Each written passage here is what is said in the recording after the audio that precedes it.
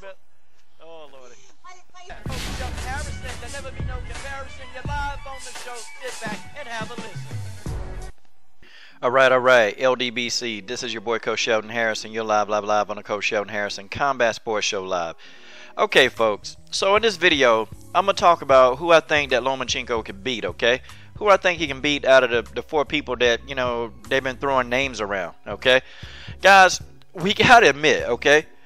A lot of us, including me, we wasn't happy about that last fight. I mean, he went in there, he dominated Mariaga. You know, he did it pretty good in my opinion, okay? It's just, man, you know, okay, now, okay, since everybody's claiming, I'm not claiming it.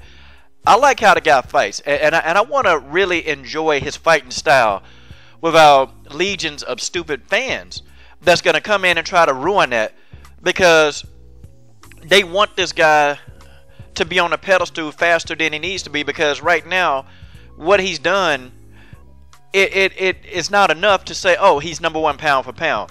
And I think we know that, but I think a lot of his fans, they're jumping the gun. Okay, they're jumping the gun because, okay, they finally got somebody. Hey, he looks like me. He's good.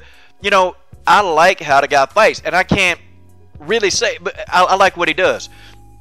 Because he's a mix of a defensive fighter, but he's very offensive. No, he's not very powerful. And his punches don't do a lot of damage. But over time and accumulation, he begins to actually start damaging these guys. And I like the foot movement, man. See, I've always been a fan of a boxer that can move, okay, that understands technicality.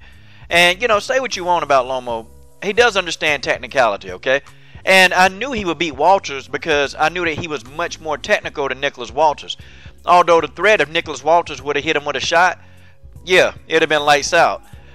But he fights in a different way, man, and it's actually, to me, when he's really serious and he's taking them guys down, I would have liked to see him just go in there and completely dominate Mariaga and get him out of there.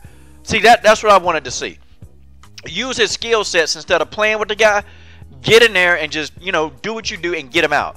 To me, that's impressive. Even if it was a garbage fight that I didn't, you know, particularly want or wanted to see, but I would have watched it being a fan because I'm like, yeah, man. See, this is showcasing what he can do. Okay? But let's talk about who I think he can beat. Okay, first you got Mikey Garcia. Okay? I think that Lomachenko will defeat Mikey Garcia, and I think he does it easily. Okay? I think that he will defeat Mikey Garcia, and I think he does it very, very easily. The reason why is just I think Lomo, he does things at much more angles, man. I think Mikey Garcia is very fundamentally sound, but he's not fast enough. He's not fast enough, and he's not going to be able to time Vasyl Lomachenko because Vasyl moves around, man, but he does it at these angles where it's really hard for you to land your punches on him. He's not an easy person to actually hit unless he's going toe-to-toe with you or he's stationary. Okay, but when he's moving and punching and jabbing, no, it's very hard to get a punch in. And then with his jabs, they're fast, so he disrupts your jabs. And I think that Mikey is just, I think he's too slow. I think Mikey is very fundamentally sound. I just don't think that he's got the foot speed and the technique to actually deal with Lomachenko. I think it'll be preferably, in my opinion, it'll be a 12-round unanimous decision. Lomo would get in there and completely just beat this dude, okay? But I can't see Mikey Garcia quitting on the stool, okay? All right, Rigo. He can't beat Guillermo Rigondeaux. Whether we like that or not, he's not going to beat Guillermo Rigondeaux. It's just not going to happen, okay? Rigo is like a sniper. Okay, Vasyl Lomachenko is like a machine gun. Guillermo Rigondeaux is like a sniper, okay? And the punches that he lands, they're always accurate. He don't throw many punches, but as soon as he hits you, something's wrong. And Guillermo Rigondeaux will get in there, and he tried that with Guillermo Rigondeaux. He going to sleep early, okay? And Rigo will probably get up for this fight. Like, he'll probably get up for this fight and start throwing a barrage of punches. When Rigondeaux lets his hands go, these guys are getting injured, man. I mean, he's breaking their faces. Like, when Amagasa knocked him down, he got back up, man, and you see what happened to Amagasa's face. I mean, he got up and completely, literally broke Amagasa in the body, broke him in the face. I mean, he messed up Amagasa's face so much, man. Look, Amagasa looked like he had like a gumball or a swelling in his tooth. That's what it looked like. I mean, his whole cheek, the whole like left side of his face was just puffy, man. It was, I mean, it was done. Rigo had broke that fool jaw, man, in so many different places, man. And, you know, Amagasa was like, he was looking at his corner like, man, look at this. I can't go back out there. And I knew Amagasa probably was eating and drinking soup, man, for about a year after that fight, man. Rigo messed that dude up. And also, Rigo would be able to deal with the foot movement of Lomo. Rigo would be able to do that. Rigo would actually be able to cut off the ring. He would cut the ring off very efficiently. See, Rigo has a lot of skill sets that people, he just don't get a lot of credit for. I mean, yeah, you know, he's a defensive fighter. Yes, he don't throw a lot of punches. Okay, we know that. But Rigo knows how to cut off the ring. Okay, Rigo knows how to take away your best punches, okay? See, Rigo is going to make Lomo stop throwing so many punches.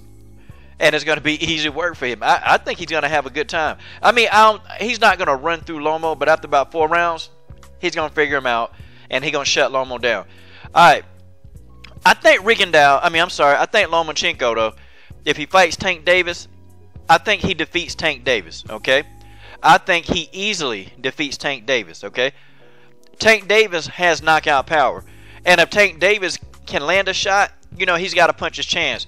I can't see him beating Lomachenko. I can't see him because I think Lomo has the speed and technical advantage. And I think Tank being so young, he going to frustrate Tank. Now, if you want to know who I think would probably quit on the stool, be Tank Davis, okay? He may. I think Lomo is just that good. And, you know, it's like Tank, when you ask him about Lomo, he's not really in a rush to say, hey, let's fight. You know, and it's like you have to really pry it out of him. Then he'll say something like, well, yeah, you know, I'll fight anybody and all this mess.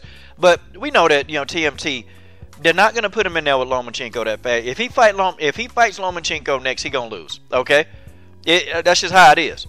If he fights Vasyl Lomachenko, he's going to lose, okay? Vasyl Lomachenko will go get in there and jab the crap out of him. Matter of fact, Tank got a style that's almost tailor-made, man. Tank is a stalker. He's a stalker, and he's going to try to come forward and throw a lot of headshots, and that plays right into Vasyl Lomachenko's hand. I'm not saying Tank don't have any skills. I just think Vasyl Lomachenko is more skillful than Tank Davis, and I think he beats him. I think he beats him, and I think he beats him easy.